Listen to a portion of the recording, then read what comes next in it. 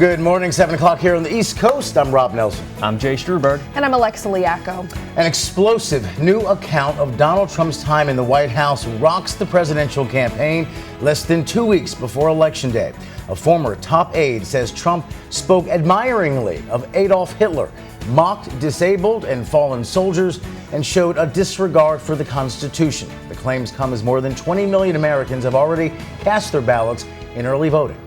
Air raid sirens ringing out in Tel Aviv today as U.S. Secretary of State Antony Blinken prepared to end his latest visit to Israel. Smoke, apparently from an intercepted projectile, could be seen in the sky above Blinken's hotel. He will take part in talks in Saudi Arabia today in an effort to jumpstart a ceasefire deal for Gaza. The month-long Boeing strike could end today. Striking machinists will decide whether to accept or reject the company's new contract offer, which includes a 35% pay increase over the next 4 years. Results of the vote are expected tonight. This is all in the family. What a moment. LeBron James and his son Bronny make history as the first father and son pair to take the court. First time this has ever happened in the history of the NBA. They played about 2 minutes together in the Lakers season opener last night. Bronny did not score, but did have a rebound.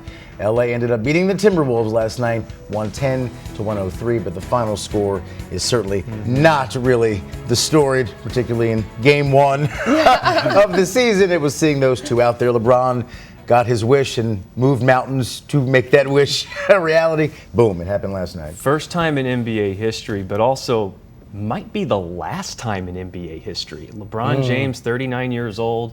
His son is 20.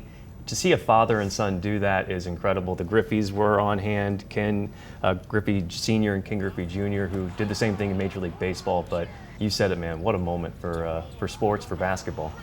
No. And you think it may be the last? Just because it's just so rare. People don't have as long of careers in sports as, the LeBrons, Messi. Like we don't see as many of those players anymore. The caliber of player it takes to make it to the big show. I mean, LeBron was the number 1 pick overall. Bronny was number 55. But even to be that high is an incredible achievement. So who knows if we'll ever see it again. So savor it now. Yes, enjoy it while you got it. Well, our top story this morning: in the final days of the 2024 campaign, a former White House chief of staff is warning that Donald Trump meets the definition of a fascist, had no regard for constitutional limits on presidential power in his first term, and would govern as a dictator if elected again. Retired Marine General John Kelly, Trump's top White House aide from 2017 to 2019, told the New York Times that he decided to speak out after Trump recently suggested deploying the U.S. military against his political enemies. Kelly said that during his time in the White House, Trump made admiring comments about Adolf Hitler and referred to deceased U.S. soldiers as, quote, losers and suckers. And Kelly said Trump valued personal loyalty from generals and other aides above their responsibility to uphold the Constitution and the rule of law. And we should know Kelly is a deeply experienced and respected member of the military. He told the Times in part this, quote, he's certainly the only president that has all but rejected what America is all about and what makes America America in terms of our Constitution, in terms of our values, the way we look at everything. In a separate article in The Atlantic magazine, Kelly confirmed that Trump once said he needed, quote, the kind of generals that Hitler had. People who were totally loyal to him, that follow orders, end quote. Spokesman for Trump denied the allegations, and one referred to the retired general as a clown. And in a campaign rally in North Carolina last night, Trump launched personal attacks on Vice President Kamala Harris once again, calling her stupid and a lunatic and falsely suggesting that she has problems with alcohol and drugs. Trump has spoken about Harris in increasingly harsh terms in the campaign's final weeks, often questioning her intelligence and her sanity. He mixed his latest broadsides with false claims that CBS News changed Harris's answers to questions in a recent interview with 60 Minutes. 60 Minutes, she interviews. She was so bad. She gave an answer. This never happened to me. Why does it happen? She gave an answer that was so bad that they changed it. They took it out, threw it out. They didn't edit it a little bit, take a word out. No. They took the entire, it was a long, stupid, she didn't know where the hell she was going. Does she drink? Is she on drugs? I don't know. I have no idea. Trump said that people have suggested to him that he tone down his speeches, but he said in response, quote, "I don't want to be nice." Vice President Harris continued her busy schedule of media interviews Tuesday. She sat down for a one-on-one interview with NBC News' Hallie Jackson to discuss a series of topics, including why she hasn't leaned into the historic nature of her candidacy as the first potential Black, Southeast Asian, and female president. Well, I'm clearly a woman. I don't need to point that out to anyone. The point that most people really care about is, can you do the job? And do you have a plan to actually focus on them? I hear you on that. That is why I spend the majority of my time listening and then addressing the concerns, the challenges, the dreams, the ambitions, and the aspirations of the American people. They deserve to have a president who's focused on them, as opposed to a Donald Trump who's constantly focused on himself. The vice president also said she wouldn't get into hypotheticals when asked if she would pardon Trump. When pressed on the topic, she said what will help the country move on and be less divisive is if she's elected president. Well, rapper Eminem appeared at a rally for Harris in his hometown of Detroit, where he encouraged people to vote for her. He then welcomed former President Obama to the stage, who couldn't help but honor the 8 Mile rapper in a very, in his own presidential way. Take a listen. Now notice my palms are sweaty, knees weak, arms are heavy, vomit on my sweater already, mom's spaghetti. I'm nervous, but on the surface I look calm and ready to drop bombs, but I keep on forgetting. Did he say mom spaghetti? He said it. He did. He said it. He committed. When he started, I was wondering, where's he going to stop? Or how deep into the verse is he going to get? He got to mom spaghetti. I was like, oh, he's all in. Once you say mom spaghetti, you're all in. After that little bit of a musical performance there, Obama said he thought Eminem was going to perform and was ready to jump out. He also poked fun at Trump's campaign playlist, saying Harris's playlist might be better. He also did make a number of serious points, as you might imagine, about why he thinks Harris would be a better president than, of course, former President Trump.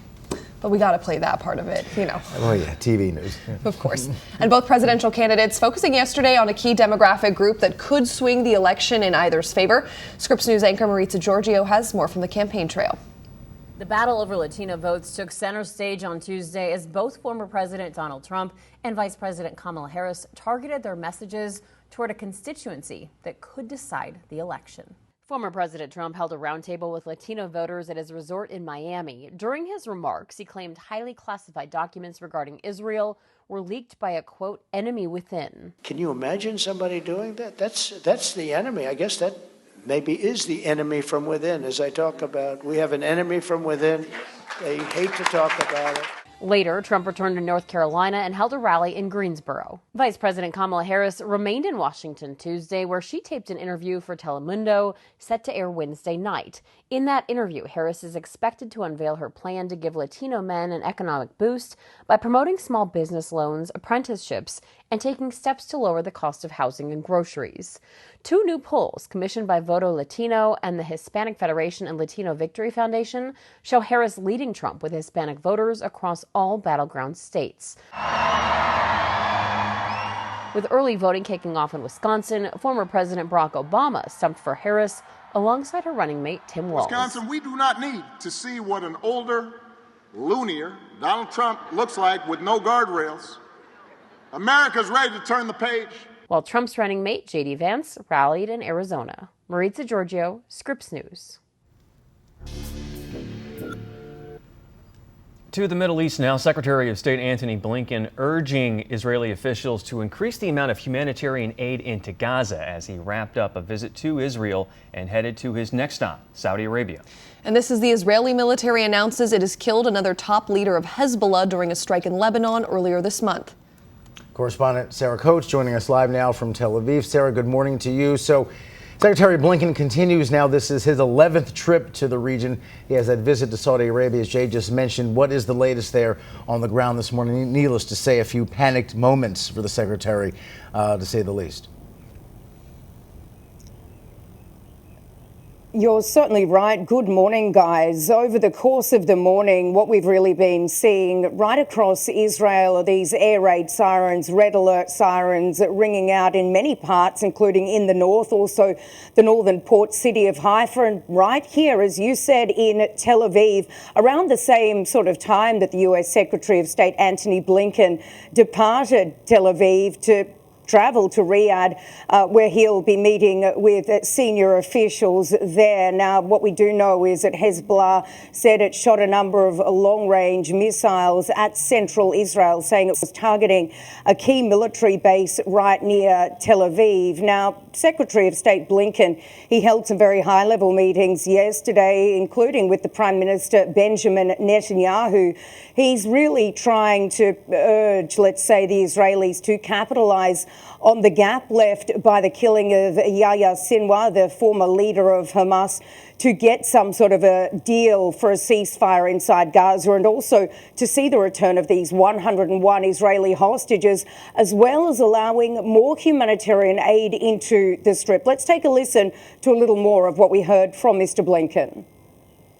Now is the time to turn those successes into an enduring strategic success. And there are really two things left to do. Get the hostages home and bring the war to an end with an understanding of what will follow. And guys, Mr. Blinken is now in Saudi Arabia, and we will, of course, continue to update you on this 11th wartime visit to the Middle East. And Sarah, Israel did confirm the death of a Hezbollah official who was expected to become the group's next leader. But will that death change the course of the conflict for Israel and the militant group? This remains unclear. We are talking about a man here called Hashim Safadine, the Israeli military claiming that they killed him about 3 weeks ago in the southern suburbs of Beirut in Dahia. Now, Israel claims that he was a key decision maker for Hezbollah. Still no statement from the group, but really what we've been seeing over the past year is Safadine stepping in to address certain events that Hassan Nasrallah was deemed unable to due to security considerations on the ground. Now, in terms of what is happening on the ground inside Lebanon, there's been a fresh evacuation order issued for the southern city of Tyre. This is where around 110,000 people live. And there are many, many people now fleeing this area, with Israeli airstrikes already reported around this coastal city. Israel says it is targeting Hezbollah infrastructure, but certainly very, very worrying given that a quarter of the population inside Lebanon is now under evacuation order. Correspondent Sarah Coates live for us in Tel Aviv. Thank you, Sarah. Now some other headlines we're watching this morning. Former Hollywood producer Harvey Weinstein is set to appear in a New York courtroom for a hearing this morning. He is being retried on 2 sex crimes charges after a 2020 conviction was overturned earlier this year. Prosecutors are expected to ask the judge to consolidate those charges with an additional newer charge into a single trial. Weinstein has pleaded not guilty, and his attorneys have argued the cases should remain separate. The Los Angeles District Attorney says he'll make a decision on if the Menendez brothers should be resentenced by the end of the week. Eric and Lyle are serving life without parole for murdering their parents in 1989. They've never denied the crime, but have said they did it out of fear after being sexually abused by their father. Last week, the DA said the case might be reevaluated because of new evidence. 4 farm workers in Washington state may have tested positive for bird flu. This happened at a commercial egg farm in the eastern part of the state. The workers had mild symptoms and received antiviral medication. More than 24 people nationwide have contracted bird flu, mostly farm workers. The CDC says the risk to the general public remains low. 1 person has died and several are in the hospital after an E. coli outbreak linked to McDonald's quarter-pound hamburgers. Dozens of people have become sick across at least 10 states. Health officials are investigating and think the outbreak could stem from slivered onions. McDonald's, in the meantime, has pulled the quarter pounder from its menu in at least a dozen states. Still ahead, new disturbing allegations are emerging about the former CEO of Abercrombie & Fitch. This following his arrest for sex trafficking and prostitution. We'll take a closer look at the 16-page indictment when we come back.